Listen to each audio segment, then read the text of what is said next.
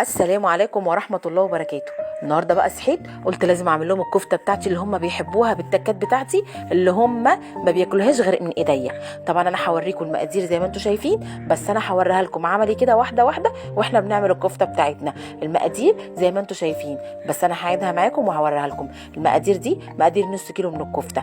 نزلت ببصلتين عصراهم واخده ميتهم، نزلت بالمفروم بتاعي ملح وفلفل جوز الطيب وسر الخلطه رشه القرفه. هنزل عليهم بمعلقتين من الدقيق، وانزل بالبقدونس وده اختياري، ومعلقه بيكنج باودر كده حلوه، وابتدي اخلط كل الامور دي مع بعضها لغايه لما يمتزجوا وكل الخلطه تخش جوه بعضها.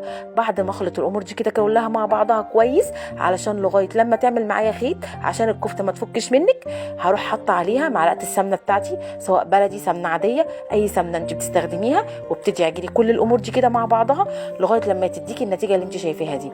جيبي بقى الصينيه بتاعتك ادهنيها كويس جدا، وجيبي الميه البصل اللي احنا عصرناها، جيبي بقى الخله بتاعتك وابتدي صبعي الكفته بتاعتك زي ما احنا شايفين. ادهني ايدك من ميه البصل وصبعي الكفته، ادهني ايدك من ميه البصل وصبعي الكفته. عايزه اقول لك بالطريقه دي عمرها ما هتفك منك. يبقى التكات بتاعتي ايه؟ رشه القرفه، معلقه البيكنج باودر، وايه زي ما احنا شايفين معلقتين الدقيق.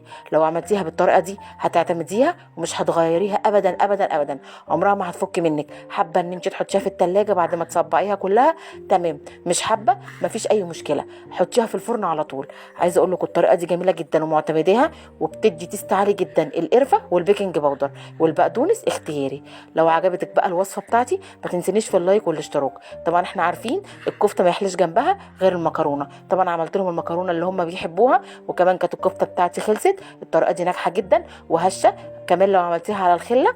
ما تنسونيش بقى في اللايك والاشتراك في قناتي. دبري ووفري في مطبخ نوجة، وربنا يحسن ما بين ايديكم.